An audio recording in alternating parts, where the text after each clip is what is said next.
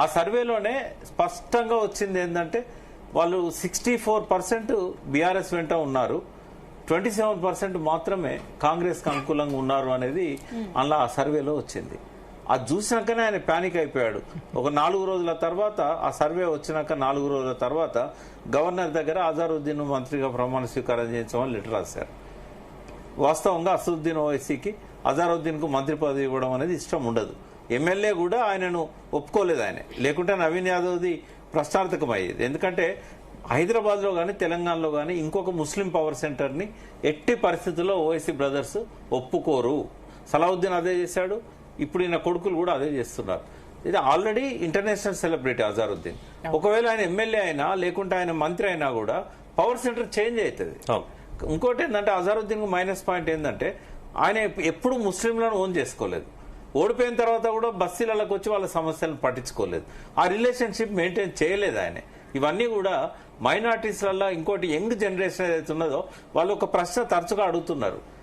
ఇప్పుడు ఏమైంది, మాకు 50 ఏళ్లలో మజ్లిస్ అధినేతల కుటుంబాలు డెవలప్ అయినాయి, ఎమ్మెల్యేల కుటుంబాలు డెవలప్ అయినాయి తప్ప పాత బస్తీలోని పేద ముస్లింలు ఎవరైనా డెవలప్ అయ్యారు? రెండో విమర్శ ఏంటంటే బీహార్ లో పోయి క్యాండిడేట్లను పెడతాడు, ఇక్కడ 40 స్థానాలలో డిపాజిట్లు రాగలిగే స్థాయి, గెలుపోవటంలో నిర్ధారించే స్థాయి ఇక్కడ ముస్లింస్ ఉన్నారు తెలంగాణలో.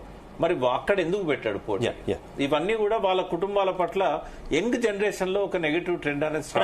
రైట్ ప్రకాష్ గారు, మనం ఒకసారి 6వ రౌండ్ కి సంబంధించి అఫీషియల్ ఇన్ఫర్మేషన్ మనం చూద్దాం. జూబ్లీ హిల్స్ లో 6వ రౌండ్ కూడా కౌంటింగ్ ముగిసింది. 6వ రౌండ్ లో కాంగ్రెస్ కు 2938 ఓట్ల ఆధిక్యం. దాదాపుగా రౌండ్ కి ఒక 3000 అయితే ఇంచుమించుగా పెరుగుతున్నటువంటి సిచ్యువేషన్ మనం చూస్తున్నాం. 6వ రౌండ్ ముగిసేసరికి కాంగ్రెస్ కు మొత్తం 15,589 ఓట్ల ఆధిక్యం వచ్చింది. మనం ఇందాక మాట్లాడినటువంటి చాలా మంది కాంగ్రెస్ నాయకులు చెప్పారు దాదాపుగా 15,000 మార్క్ అయితే దాటుతుందని అంచనా వేశారు.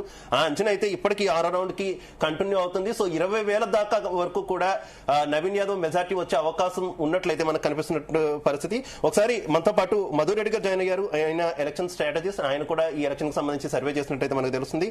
మధురెడ్డి గారు నమస్తే. నా ఆడియో క్లియర్ గా ఉందా మీకు? క్లియర్ గా ఉందండి. మధురెడ్డి గారు ఏం చెప్తారు? దాదాపుగా సర్వే రిపోర్ట్లన్నీ కూడా కాంగ్రెస్ గెలుస్తాయని వచ్చాయి.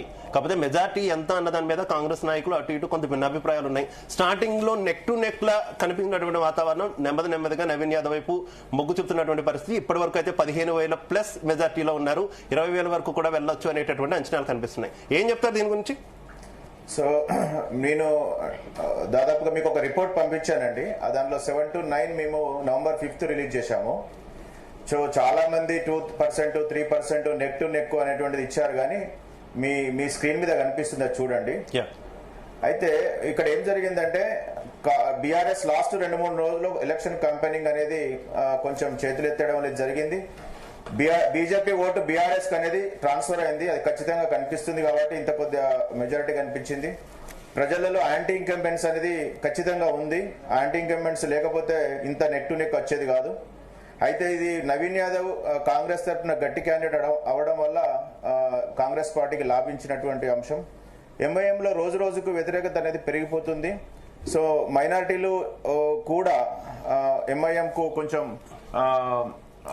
న్యూట్రల్ మైనారిటీస్ బీఆర్ఎస్ వైపు ఉన్నారు. ఎందుకంటే బీఆర్ఎస్ అధికారంలో ఉన్నప్పుడు వాళ్ళకి షాదీ ముబారక్ లాంటి కార్యక్రమాలు సక్రమంగా అందడం వల్ల బీఆర్ఎస్ కు ముస్లింల మైనారిటీ ఓటు మా దృష్టిలో 55 to 35 అంటే 40:60 ఉండి అనుకున్నది. లాస్ట్కి వచ్చేసరికి అది 45-55 దగ్గరికి వెళ్ళింది. సో ఇది అయితే ఒక తెలంగాణకు సంబంధించినటువంటి ఒక విలక్షణమైన ఎలక్షన్ మేము అబ్జర్వ్ చేసింది. గ్రౌండ్ లో చాలా విషయాలు నేర్చుకున్నాం, చాలా అబ్జర్వ్ చేసినాం. దాని ఒక 20 pages రిపోర్ట్ తయారు చేసినాం. ప్రకాశ్ అన్న లాంటి వారికి చాలా అనుభవం ఉంది, కానీ ఎలక్షన్స్ అనేటువంటి చాలా డైనమిక్. ఈరోజు ఓడిపోయిన తర్వాత ఇది జరిగింది అది జరిగింది అనే బదులు కేసీఆర్ గారు కనుక ఒక ముందు రోజు ఒక 2 రోజుల ముందు కనుక ఒక రోజు ముందు కనుక ప్రెస్ మీట్ పెట్టేది ఉంటే ఇలా ఫలితం అనేది కొద్దిగా వేరుగా వచ్చేది. కేసీఆర్ గారు బయటకు వస్తే అది రిఫరెండం అవుతుంది అనుకున్నారు. కేసీఆర్ గారి ఆరోగ్యం దృష్టిలో కూడా ఏదైనా ప్రాబ్లం ఉండొచ్చు, కానీ కేటీఆర్ గారు మాత్రం ట్రెమెండస్ జాబ్ చేసినారు, దాన్ని ఖచ్చితంగా ఒప్పుకోవచ్చు. అయితే మధురెడ్డి గారు ఒక్క విషయం, భారతీయ జనతా పార్టీ ఎలానో గెలవదు అని తొలి నుంచి దాదాపుగా అందరూ కూడా అంచనాకు వచ్చినటువంటి పరిస్థితి. ఈవెన్ ఆ పార్టీ కీలక నాయకుల్లో కూడా అంత కాన్ఫిడెన్స్ లేదు. బీజేపీ కూడా అదే విధంగా ముందుకెళ్లినటువంటి పరిస్థితి. పూర్తి స్థాయిలో ఫోకస్ ఎక్కడ కూడా మనకు కనిపించలేదు. కానీ 10% కంటే తక్కువకి గనక భారతీయ జనతా పార్టీ పరిమితం అయితే అది ఖచ్చితంగా బీఆర్ఎస్ కు ప్లస్ అవుతుంది, బీఆర్ఎస్ కు గెలిచే అవకాశాలు ఉంటాయని అన్నారు. కానీ నిజంగా మీరు చెప్పిన దాంట్లో కూడా 8.2% భారతీయ జనతా పార్టీ పార్టీ పరిమితం అయినప్పటికీ కూడా ఎక్కడా కూడా అది బీఆర్ఎస్ కు ప్లస్ అయినటువంటి అంచనాలు కనబట్లేదు కదా. ఏంటి ఇదేమైనా మ్యాజిక్ అనుకోవాలా? అయితే ఇక్కడ ఒకటి ఏంటంటే కాంగ్రెస్ పార్టీ ఎలక్షన్ మేనేజ్మెంట్ బాగా చేయడం వల్ల, అంటే ఈ పార్టీ ఆ పార్టీ అనేది ఏం లేదు, ఆ మేనేజ్మెంట్ అనేది అందరికీ చేయడం వల్ల ఆ బస్తీలలో బీజేపీ కార్యకర్తలు కూడా దిగువ మధ్యతరగతి వాళ్ళు ఉంటారు కాబట్టి అది కాంగ్రెస్ వైపు కూడా జరగడం జరిగింది. అయితే ఎప్పుడైనా ఓటర్ అనేవాడు నేను వేసే ఓటు గెలవాలనుకుంటాడు, అంటే ఈ ఎలక్షన్ లో నేను వేస్తే ఓటు గెలవాలి అనే పద్ధతిలో ఉంటాడు కాబట్టి ఆ ఎలక్షన్ లో ఓటును బీజేపీ ఎట్లాగో గెలవదు కాబట్టి కొంతమంది ఓటర్లు కాంగ్రెస్ వైపు, కొంతమంది ఓటర్లు బీఆర్ఎస్ వైపు మైగ్రేట్ జరిగింది. ఇందులో అత్యధికంగా అంటే ఎక్కువ పర్సెంటేజ్ బీఆర్ఎస్ కు వైపు వేసినారు బీజేపీ వాళ్ళు.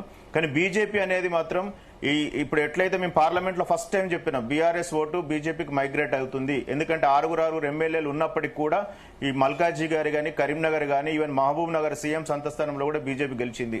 అంటే ఈ ఓటు మైగ్రేషన్ అనేది మంచిది కాదు. అంటే ఒక అసెంబ్లీ ఎలక్షన్లకు వచ్చేసరికి 54 స్థానాలు డిపాజిట్ కోల్పోయింది బీజేపీ. అదే పార్లమెంట్కి వచ్చేసరికి 50 నుంచి 60 మధ్యలో subject to correction first place లో వచ్చింది. అంటే మేము దాదాపుగా 100 పేజీల డేటా తీసినాం లాస్ట్ 3 ఇయర్స్ ఎలక్షన్స్ లో. అదే ఇట్లా ఈ ఓటు ట్రాన్స్ఫర్ జరగడం వల్ల ప్రజలకు అయోమయం కూడా గురవుతుంది.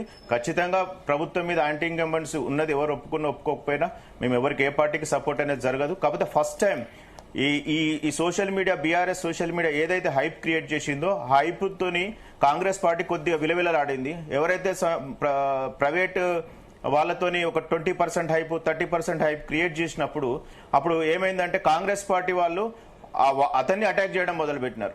కాబట్టి మేము వెరీ క్లియర్ గా మీ దగ్గర రిపోర్ట్ ఉంది, డెలివరీ ఏ రోజు చేసినామనేది. మధురెడ్డి గారు, ఓకే, ఇక్కడ జూబ్లీ హిల్స్ కాన్స్టిట్యున్సీ ఓకే, ఇక్కడ తెలంగాణ కాంగ్రెస్ నాయకులంతా కూడా సంబరాలు చేసుకుంటున్నారు. ఒకసారి మనం బీహార్ వెళ్దాం. బీహార్ లో రాహుల్ గాంధీ చాలా బాంబులు బయటికి తీసుకొచ్చారు. ఆటం బాంబు అన్నారు, ఇంకొక బాంబు అన్నారు, న్యూక్లియర్ బాంబు అన్నారు, చాలా బాంబులు తీసుకొచ్చారు. ఏంటంటే బాంబులన్నీ తుస్తుమన్నట్టున్నాయి.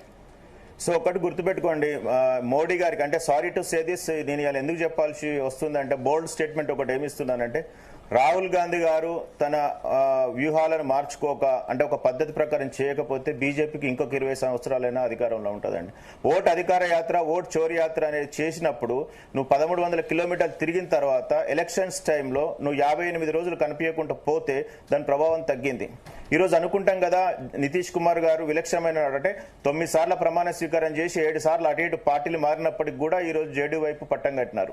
కాబట్టి ఇది బీహార్ అనేది ఒక సపరేట్ ఎలక్షన్, ఇది ఒక మ్యాథమెటిక్స్, అంటే ప్రజాస్వామ్యం కంటే సోషల్ ఇంజనీరింగ్ కానీ, ఎలక్షన్ ఇంజనీరింగ్ కానీ, ఓటు ట్రాన్స్ఫర్ కానీ, అంటే అలయన్సెస్ కూటముల మధ్య కానీ అదొక పెద్ద గేమ్. ఆ గేమ్ ను అర్థం చేసుకోవాలంటే రాహుల్ గాంధీ గారు ఖచ్చితంగా దానికి సరిపడ సబ్జెక్ట్ నేర్చుకోవాలి. అంతే తప్ప ఎంఐఎం పార్టీ అసదుద్దీన్ ఓవైసీ గారు, రాహుల్ గాంధీ గారు నాకు తెలిసినంత వరకు మోడీ గారికి బెస్ట్ క్యాంపెయినర్ అనుకుంటా. అంటే వాళ్ళు ఎక్కడ తిరిగితే అక్కడ బీజేపీ గెలిచే అవకాశం ఖచ్చితంగా ఉంటది.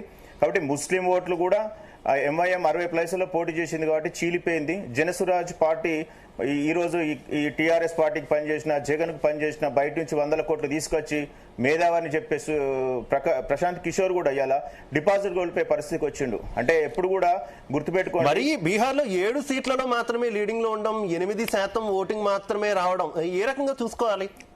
ఎక్కడ లోపం ఉంది? కంప్లీట్ గా అధినాయకత్వం లోపమేనా ఇది కాంగ్రెస్ కి? కాంగ్రెస్ ఎప్పుడు కూడా వ్యూహాలండి. వాళ్ళు ఎక్కడ తప్పు చేశారంటే, మేము హర్యానాలో చేసినప్పుడు 99% హర్యానాలో గెలుస్తుంది కాంగ్రెస్ అన్నారు. అక్కడ ఆమ్ ఆద్మీ పార్టీతో కనుక పొత్తు పెట్టుకునేది ఉంటే ఒక 2% తో ఓడిపోయినారు. అక్కడ సెల్జా అనే ఒక ఎస్సీ లేడీని పట్టించుకోకపోవడం వల్ల లాస్ట్ మినిట్ లో అన్ని కూడా 3000, 4000 ప్లేసుల్లో ఉన్నటువంటి ఓడిపోయింది. హర్యానా ఓడిపోయిన తర్వాత మహారాష్ట్ర ఓడిపోయింది. మహారాష్ట్ర ఓడిపోయిన తర్వాత ఇట్లా క్రమక్రమంగా డౌన్ అవ్వుకుంటూ వచ్చింది. కాబట్టి కాంగ్రెస్ ఇప్పుడు సిస్టానికి అప్డేట్ కావాల్సి ఉండాలి. అప్డేట్ కాకపోతే మాత్రం రాను విపత్కరమైన పరిస్థితి ఎదుర్కోవాల్సి ఉంటుంది. ఎందుకంటే ఈ రోజు కార్యకర్తలు, అంటే ఇప్పుడు మన తెలంగాణది వేరే విషయం, జూబ్లీ హిల్స్ గురించి మనం మాట్లాడాల్సిన అవసరం లేదు. చాలా మంది ప్రకాష్ గారు మీతో ఏదో మాట్లాడతారంట. ప్రీపోల్ సర్వే చేస్తారు కదా 6th బిఫోర్ చేసినప్పుడు మీరు కాంగ్రెస్ కి ఎంత లీడ్ వచ్చే అవకాశం ఉంది అని డివిజన్ల పరిస్థితిని మీరు ఎట్లా అంచనా వేశారు? అంటే మేము తీసుకున్న శాంపిల్స్ అన్న అప్పటి వరకు మైనారిటీ శాంపిల్స్ ఎక్కువ తీసుకున్నాము, బీసీ పోలరైజేషన్ ఎక్కువ తీసుకున్నాము. తీసుకున్నప్పుడు మేము మునుగోడులో పనిచేసినప్పుడు, హుజరాబాద్ లో పనిచేసినప్పుడు, దుబ్బాకలో పనిచేసినప్పుడు మాకు ఈ క్యాంపెయినింగ్ స్టైల్, అంటే లాస్ట్ పోల్ మేనేజ్మెంట్ తో స్పష్టమైన అవగాహన ఉన్నది. అంటే ఈ మామూలుగా మా ఉద్దేశం ప్రకారం 5% మాత్రమే ఈ మనీ మేనేజ్మెంట్ తో వర్కౌట్ అవుతుంది. ఈ జూబ్లీ హిల్స్ ప్రాంతంలో బస్తీలలో 80% బిలో పావర్టీ లైన్ ఉన్నారు కాబట్టి ఈ డబ్బులకు ఖచ్చితంగా కాంగ్రెస్ పార్టీ ప్రతిష్టాత్మకంగా తీసుకుంటది కాబట్టి ఆ ఒక్క పారామీటర్ ను మేము 8% కు చేయడం జరిగిందన్న. యాక్చువల్ గా అట్లా చేయకూడదు, కాకపోతే మాకు స్పష్టమైన అవగాహన ఉంది కాబట్టి ఆ 8% కలుపుకొని ఈ యాంటీ క్యాంపెయిన్స్ తీసేసి ఈ మైనార్టీ ఓటును అటు ఇటు ట్రాన్స్ఫర్ చూసుకున్న తర్వాత ఓకే మధుర్ రెడ్డి గారు, ప్రస్తుతం Bharatiya Janata party Jubilee hills అభ్యర్థి లంకల దీపక్ రెడ్డి గారు మాట్లాడుతున్నారు. ఒకసారి మనం లైవ్ ద్వారా చూద్దాం. పోయి బస్సులకు పోయి అడగొచ్చు, మీకు ఏమన్నా వచ్చిందా అంటే వాళ్ళే ఓపెన్ గా చెప్తారు, అవును ఇచ్చిపోయారు, ఇంటింటికి 20-30 వాళ్ళ లైఫ్ వాళ్ళే ఖరాబ్ చేసుకుంటారు అని నేను అనుకుంటున్నాను. వాళ్ళ పిల్లల 5 రౌండ్స్ అయిపోయినాయి, 6 నడుస్తున్నది, 5 అయిపోయినాయి.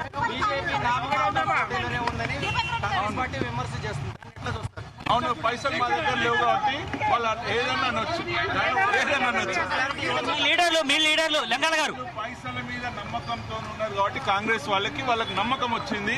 మేము పైసలు ఇస్తే వీళ్ళు ఓట్లు ఇస్తున్నారు కాబట్టి బీజేపీ నామమాత్రం అంటానికి ఆవిష్కారం ఉంది.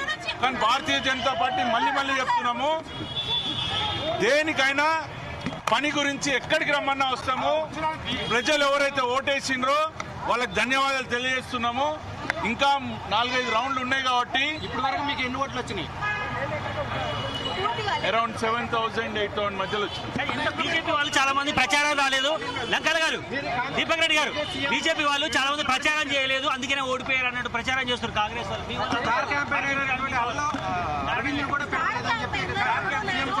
అదంతా పార్టీ చూసుకుంటుందండి, పార్టీ చూసుకుంటుంది. పని చేస్తాం ప్రజల గురించి, ఇప్పటి నుంచే పోయి పని చేస్తాను రెడీగా ఉన్నా. నేను ఓడిపోయినా అని చెప్పి లాస్ట్ టైం కూర్చోలేదు, ఇప్పుడు కూర్చోలేదు. అక్కడ పైసలు అండ్ సింపతి వరకే నడిచింది. పనిచేసేటోళ్ళు కొంచెము ప్రజలు ఇప్పటికైనా గుర్తించి మళ్ళీ నేను పని చేసుకుంటూనే వస్తుంది. కేంద్ర మంత్రి ప్రచారం చేసారు, ఎంపీలు చేసారు, ఎమ్మెల్యేస్ వాళ్ళందరికీ కూడా ధన్యవాదాలు చేస్తున్నా. కానీ ఇక్కడికి వచ్చేసరికి పైసల ప్రభావం డిఫరెంట్ లెవెల్ ఇచ్చిర్రు. కాంగ్రెస్ వాళ్ళు ఓటుకి 5,000 ఇచ్చిర్రంట, చీరలు ఇచ్చిర్రంట, టీఆర్ఎస్ వాళ్ళు పైసలు ఇచ్చిర్రంట. మీరు పోయి ఎంక్వైరీ బస్సులలో చేస్తే మీకు తెలుస్తుందండి.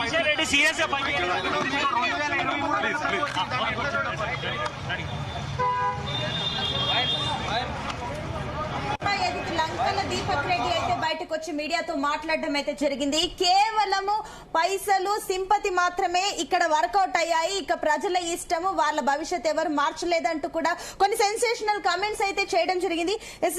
ప్రియా గారు, సో మీరు చూసారు క్లియర్ గా కేవలం మనీ అండ్ సింపతి మాత్రమే వర్కౌట్ అయ్యింది అంటూ కూడా కామెంట్స్ చేయడం జరిగింది. సో దీన్ని ఏ రకంగా చూస్తున్నారు? ఇక్కడ నేను ఒక విషయము అడగాలి. సింపతి అంటే ఇక్కడ గెలుస్తున్నది నవీన్ కుమార్ యాదవ్, ఆయన మీద ఏం సింపతి ఉంది? సరే 3 సార్లు ఓడిపోయి గెలిచాడు, మరి ఈయన కూడా లాస్ట్ టైం ఓడిపోయిన మనిషే కదా, మరి ఆ సింపతి నేను ఎందుకు తెచ్చుకోలేదు? ఇంకొకటి, మనీ, ఎలక్షన్స్ లో మనీ అనేటటువంటిది బిగ్ రోల్ ప్లే చేస్తుంది అని అనుకున్నప్పుడు ఇప్పుడు బీజేపీ పార్టీ మనీ ఖర్చు పెడుతుందా లేదా ఇవన్నీ కూడా జనాలకు తెలియనటువంటి విషయాలు అయితే కాదు. ఇక్కడ ఆయన మాట్లాడేటటువంటివన్నీ బేస్లెస్ ఎలిగేషన్స్ ఆన్ పబ్లిక్. ఎప్పుడైతే మీరు పబ్లిక్ లో ఒక ప్రజాప్రతినిధిగా వస్తారో పబ్లిక్ ఎందుకు బ్లేమ్ చేస్తున్నారు? అక్కడే కదా ఈ స్ట్రాటజీ అంతా చెడింది కూడా అక్కడే. గెలిస్తేనేమో మా గొప్పతనం, బీజేపీ గొప్పతనము, ఓడిపోతేనేమో జనం ఓట్లేదు. జనాల్ని మీరు ఎప్పుడు ఓన్ చేసుకున్నారు? నా వాదన అదే. ఇక్కడ ఉన్నటువంటి బీజేపీ లీడర్లు ఎవరు జనాల్ని ఓన్ చేసుకున్నారు? జనాల్లో ఎవరున్నారు? ఇప్పుడు ఆయన ఉన్న నవీన్ కుమార్ యాదవ్ ఉన్నాడు, ఆయన పదవిలో ఉన్నా లేకపోయినా 3 సార్లు పైసలు ఖర్చు పెట్టాడు, 3 సార్లు ఓడిపోయినా జనాల మధ్యకి వెళ్ళి డబ్బులు ఖర్చు పెట్టి పెళ్లిళ్లు చేశాడు, వాళ్ళకి ఏదన్నా సమస్యలు ఉంటే తీర్చాడు, వాళ్ళకి ఏదన్నా ఉంటే ఉన్నది. ఎలక్షన్స్ ముందు నేనే ఫోన్ చేసి, మా వాళ్ళు ఫోన్ చేసి ఈయనకి టికెట్ వచ్చిందని చెప్పేసి ఈయనకి సపోర్ట్ చేద్దామని చెప్పేసి వెళ్తే 4 రోజుల వరకు నాకు తీరిక లేదన్నాడు ఆయన. మరి ఈయన ఎవరికి అపాయింట్మెంట్లు ఇచ్చినారు? ఎవరికి? మళ్ళీ ఆఫీస్ పక్కనే నా ఇల్లు ఉందమ్మా, ఆఫీస్ పక్కనే నా ఇల్లు ఉంది, నేను అక్కడ ఉంటానని కూడా ఆయనకి తెలుసు, ప్లస్ నా వాయిస్ జనాల్లోకి వెళ్తుందని తెలుసు. అంటే మాకు టైం ఇచ్చేంత తీరిక లేకుండా వీళ్ళు ఏ జనం మధ్య ఉన్నారు, ఎవరి మధ్య ఉన్నారు ప్రశ్నించుకోవాల్సినటువంటి అవసరం ఉంది. నాకు నిజం మాట్లాడడానికి నాకేమి భయం లేదు, నాకేమి అవసరం లేదు. మొన్నటి వరకు తెలంగాణలో దూకుడుగానే కనిపించారు. గతంలో బీఆర్ఎస్ ప్రభుత్వం ఉన్నప్పుడు ఏ ఒపీనియన్కి వచ్చినా కూడా గట్టి పోటీ ఇచ్చే ప్రయత్నం చేశారు. ఓకే, అసెంబ్లీ ఎన్నికల్లో కొంత తడబాట్లు జరిగినప్పటికీ కూడా పార్లమెంట్ ఎన్నికల్లో మళ్ళీ కొంత ముందందుకు వచ్చారు. నెక్స్ట్ మేమే ప్రభుత్వం స్థాపిస్తాం అంటున్నారు. కానీ ఈ ఫలితం కాదు, నేననేది ఏంటంటే, మీ మీరేమంటున్నారు, ఇక్కడ కావాల్సింది లోకల్ పర్సన్, లోకల్ గా నువ్వు ఎక్కడున్నావనే చూస్తారు. ఇప్పుడు సునీత ఉన్నారు, ఆవిడకి అన్ని ఓట్లు ఎందుకు వచ్చినాయి, ఆవిడ ఎప్పుడు బయటికి రాలా, కానీ ఎన్ని ఓట్లు ఎందుకు వచ్చినాయి అంటే ఇక్కడ బీఆర్ఎస్ గవర్నమెంట్ ఏదైతే ఉందో, బీఆర్ఎస్ లో ఉన్నటువంటి మనుషులు ఎవరైతే ఉన్నారో, మాగండి గోపీనాథ్ ఎవరైతే ఉన్నారో మనుషుల మధ్య ఉన్నారు, జనం మధ్య ఉన్నారు. ఆయన పొలిటికల్ స్ట్రాటజీ అనేటటువంటిది పనిచేసింది. మనం ఎక్కడ పనిచేసాం అనేటటువంటిది ఒకసారి విశ్లేషించుకోవాల్సిన అవసరం ఇప్పుడైనా బీజేపీ లీడర్లకు ఉంది. ఓకే ప్రకాష్ గారు, సో మీ ఒపీనియన్ ఏంటి? ప్రియా గారు అనుకుంటున్న మాటలకి మీరు కూడా ఏకీభవిస్తున్నారా? అంటే బీజేపీ విషయంలో వారు చెప్పేది 100% కరెక్ట్. మనం 3 ప్రధాన కారణాలు చూడాలి. నంబర్ 1 ఏంటంటే, ఇందాక మధు గారు అన్నట్టుగా నేను ఆయనతో ఏకీభవిస్తున్నా. నిన్న మొన్నటి నుంచి కూడా నా అనాలిసిస్ లో నేను చెప్తూ వచ్చా, 7 to 8% పోల్ మేనేజ్మెంట్ పనిచేస్తుంది అని. నేను సెఫలిస్ట్ కాను, కానీ నేను అదే అభిప్రాయాన్ని 3 రోజుల నుంచి వ్యక్తం చేస్తున్నా. అక్కడ బీఆర్ఎస్ చాలా వెనుకబడి ఉంది. ఎందుకు వెనుకబడ్డది అనేది మధు గారు చెప్పాలి. అంటే దాదాపు వదిలేశారు లాస్ట్ 3 days బీఆర్ఎస్ అన్నారు. దాని మీద ఆయన నుంచి నేను కొంత వినాలనుకుంటున్నా. ఇది ఫస్ట్ రీజన్ ఓటమికి. సెకండ్ రీజన్ వచ్చేసి నవీన్ యాదవ్ మీద ఆయనకున్న ప్రజలతో ఉన్న అనుబంధం. థర్డ్ వచ్చేసి ఏంటంటే, అధికారంలో ఉన్నారు కాబట్టి ఈ 3 ఏళ్లలో ప్రభుత్వం నుంచి కొంత ఎక్స్పెక్ట్ చేద్దాం. బీఆర్ఎస్ గెలిచినా కూడా మనకేం చేయదు కదా, దాంతో కోపం కూడా ఉండొచ్చు, మనకు ఏమి చేయకపోవచ్చు. వాళ్ళు స్థానిక సమస్యలు ఎప్పుడు కూడా, అర్బన్ ప్రజలు ఎప్పుడు స్థానిక సమస్యల మీద ఎక్కువ ఇంట్రెస్ట్ చూపెడతారు. కాబట్టి ఈ 3 ప్రధానంగా పనిచేస్తాయని నేను అనుకుంటున్నాను. ఓకే, అంటే ఇప్పుడు ఒకటి లంకల దీపక్ బయటకు వచ్చినప్పుడు కూడా ఒక మాట అన్నారు, ఇప్పుడు క్లియర్ గా మనీ సింపతి ఆయన చెప్పారు. అండ్ అభివృద్ధి గురించి మాట్లాడితే ఇంకా ప్రజల ఇష్టము, వాళ్ళ భవిష్యత్తు వాళ్ళ చేతిలోనే, వాళ్ళు ఈ రకంగానే వెళ్తున్నారు అని చెప్పేసి అవి కరెక్ట్ అనుకోవచ్చా? అంతే కదా, ఇప్పుడు ప్రజల అభివృద్ధిని కోరుకుంటారమ్మా.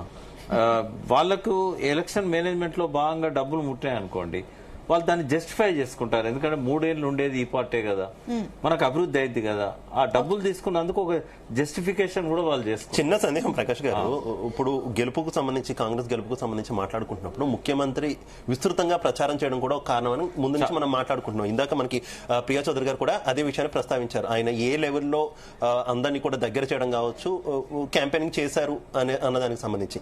అయితే దాదాపుగా బీఆర్ఎస్ కాంగ్రెస్ అధికారంలోకి వచ్చినప్పటి నుంచి కూడా టార్గెట్ రేవంత్ రెడ్డి, కాంగ్రెస్ సర్కారం కూడా మనం అనలేము, టార్గెట్ రేవంత్ రెడ్డి గానే ఏ వైఫల్యం జరిగినా అది రేవంత్ రెడ్డికి అంటగడుతూ, ముఖ్యమంత్రి గారికి అంటగడుతూ వస్తున్నటువంటి పరిస్థితి. ప్రజల్లో తీవ్ర వ్యతిరేకత ఉన్నది ప్రభుత్వం మీద కంటే కూడా రేవంత్ రెడ్డి మీదే అని అన్నారు. కానీ ఆయన ప్రచారమే ప్లస్ అయింది అనేటటువంటి విశ్లేషణ ఏంటి, కన్ఫ్యూజన్ ఏంటి? అంటే ఆయన ప్రచారానికంటే కూడా ఆయన పోల్ మేనేజ్మెంట్ లో సక్సెస్ అయ్యారు.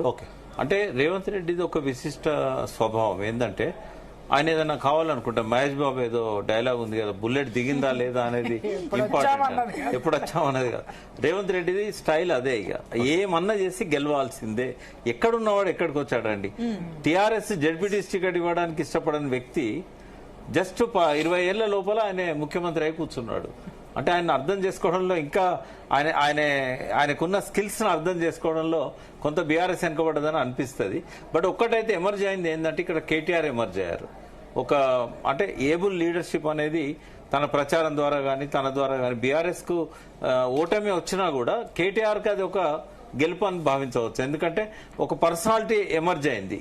అయితే ఇక్కడ కేసీఆర్ మధు గారు అన్నట్టుగా ఒక వీడియో రిలీజ్ చేసినా, లేకుంటే ప్రెస్ మీట్ పెట్టినా, ఒకరోజు వచ్చి ఒక బహిరంగ సభ పెట్టినా కూడా కొంత ప్రభావం అనేది జరిగేది.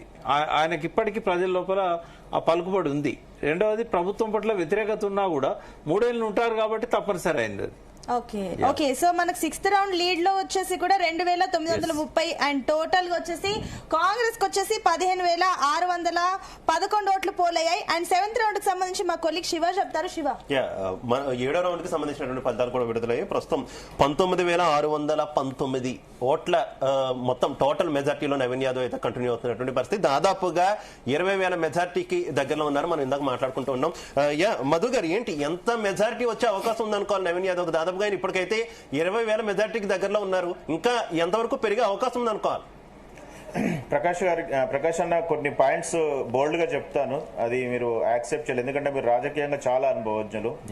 సో మునుగోడు ఎలక్షన్ చూసినట్లయితే టీఆర్ఎస్ గవర్నమెంట్ లో చాలా డబ్బులు వంచినాక 400 కోట్ల రూపాయలు ఖర్చు పెట్టడం జరిగింది. అయినా రాజగోపాల్ రెడ్డి గారు అక్కడ బీజేపీ ఓట్ బ్యాంక్ లేకపోయినా కానీ 95% ఓటు పోలింగ్ అయినా కానీ దగ్గరలో ఓడిపోయినారు.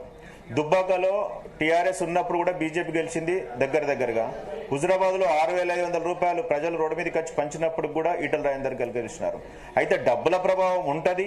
నాకు తెలిసినంత వరకు, అంటే నేను ఒక ఐఐటిలో చదువుకొని ఒక డేటా అనాలిసిస్ మీద పట్టున్నది కాబట్టి అనేక ఎలక్షన్స్ చూసినాను కాబట్టి నాకు తెలిసింది ఏంటంటే 5 to 6% ప్రకారము 8% వరకు మాక్సిమం అవుద్ది. ఇక్కడ మరొక అంశం ఏంటంటే ఈ ఎలక్షన్ ను కాంగ్రెస్ పార్టీ చాలా ప్రతిష్టాత్మకంగా తీసుకున్నది. అంటే 6 బూతులకు 7 బూతులకు ఒక ఎమ్మెల్యే వచ్చి వాళ్ళ ఎలక్షన్స్ లాగా, ఎందుకంటే అసలు క్యాడర్ లేదు ఇక్కడ. ఈ జూబ్లీహిల్స్ నియోజకవర్గంలో కాంగ్రెస్ పార్టీకి క్యాడర్ గానీ లీడర్లు గానీ లేరు. వచ్చిన కార్పొరేటర్లు కూడా బీఆర్ఎస్ పార్టీ నుంచి వచ్చిన వాళ్ళే, రహమత్నగర్లో కానీ లేకపోతే సోమాజిగూడలో కానీ. అంటే ఎందుకు చేసినారంటే ఇప్పుడు నెక్స్ట్ వచ్చే ఎలక్షన్ స్థానిక సంస్థల్లో ఖచ్చితంగా కొట్టాలి అంటే ఎంతో కొంత ప్రభావం చూపెట్టాలంటే జూబ్లీహిల్స్ అనేది చాలా ముఖ్యమైన గెలుపు వాళ్లకు. అయితే అదృష్టం కొద్దీ కాంగ్రెస్ పార్టీకి లాభం ఇచ్చినటువంటి ఒక ఆపర్చునిటీ జూబ్లీహిల్స్ ఎలక్షన్. ఆయన చనిపోయింది కాబట్టి మనం దాన్ని అట్లా కామెంట్ చేయకూడదు, కానీ this is a very good opportunity for the Congress party. We have clearly mentioned in the my report. So అలాగే మధు గారు మరో 2 ఉప ఎన్నికలు కూడా వచ్చే అవకాశం ఉందనేటటువంటి విశ్లేషణలు ఉన్నాయి కదా. ఎందుకంటే ఈ అనర్హత వేటు ఖచ్చితంగా కూడా అటు స్టేషన్ కాన్పూర్ కి కావచ్చు, ఇటు మనకి ఖైరతాబాద్ కావచ్చు, ఖచ్చితంగా కూడా అక్కడ ఉప ఎన్నిక వచ్చే ఛాన్స్ ఉందంటారు. ఓకే సార్, అది మన స్పీకర్ చేతిలో ఉంది కాబట్టి వస్తే ట్రెండ్ ఇది కంటిన్యూ అవుతుంది అని ఆశించచ్చా? లేదు. ఈ ఎలక్షన్ డిఫరెంట్, నెక్స్ట్ వచ్చే ఎలక్షన్స్ డిఫరెంట్. ఇలాంటిది మనం ఆశించడానికి లేదు. రూరల్లోకి పోయినట్లయితే స్టేషన్ గన్పూర్ లాంటి ప్రాంతం కానీ లేకపోతే రాజేంద్ర నగర్ ప్రాంతం కనుక పోతే కొంత ఖైరతాబాద్ లాంటివి పోతే కొంచెం డిఫరెన్సెస్ వస్తాయి. ఇప్పుడు ఖైరతాబాద్ లో ఖచ్చితంగా బీజేపీ పార్టీకి బలం ఉంది.